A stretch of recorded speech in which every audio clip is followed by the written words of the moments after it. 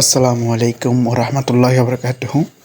আজকে আপনাদেরকে নিয়ে যাব সামুদ্রিক মাছের, যেখানে সামুদ্রিক মাছ ওঠে।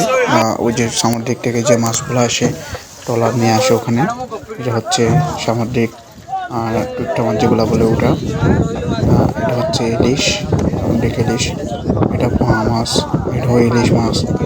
সবগুলো সামুদ্রিক মাছ, অনেকগুলোর নাম আমি জানি না। এটা হচ্ছে মগনামা ঘাটে মাছ মাছ ধরার যেগুলো ট্রলার, ওগুলা মাছ ধরে আনছে ওখান থেকে, এখানে তুলছে, তোলার পরে এখান থেকে আবার গাড়িতে তুলতেছে। ওই যে এখানে দেখা যাচ্ছে গাড়িতে তুলতেছে। মানে সামুদ্রিক অনেকগুলো মাছ এখানে দেখা যায়, অনেক সুন্দর লাগে। আমাদের কোনো ফরমালিন ছাড়া, কোনো ছাড়া এখানে মাছগুলো পাওয়া যায়, একদম টাটকা মাছ। এই যে বরফ দিয়ে আনতেছে, ট্রলার থেকে তুলতেছে, এখান থেকে বাইরে চলে যাবে আর কি। কত বড় বড় মাছ, যত দেখি ততই ভালো লাগে। অনেকক্ষণ ঘুরে ঘুরে দেখলাম, নিজে আপনাকে দেখানোর চেষ্টা করবো। আমি, আমার ফ্রেন্ড এবং তাহার ভাই গিয়েছিল। এই যে কত সুন্দর, ওরা কিন্তু অনেক সুন্দর সুন্দর স্লোগান দিয়ে দিয়ে এগুলো তুলতেছিল। এগুলো সবগুলো মাছ যেতে পারে। এগুলো হচ্ছে নৌকা থেকে তুলতেছে আর কি।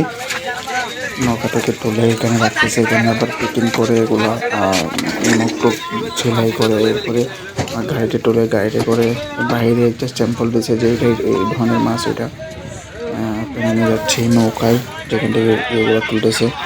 এই যে দেখা যাচ্ছে ছোট ওইটা থেকে, ওইটা হচ্ছে ছোট যেটা, এটা হচ্ছে এটা বড়টা। এখানে হচ্ছে আপনার এইটাগুলো দিয়ে মাছ মারে আর কি।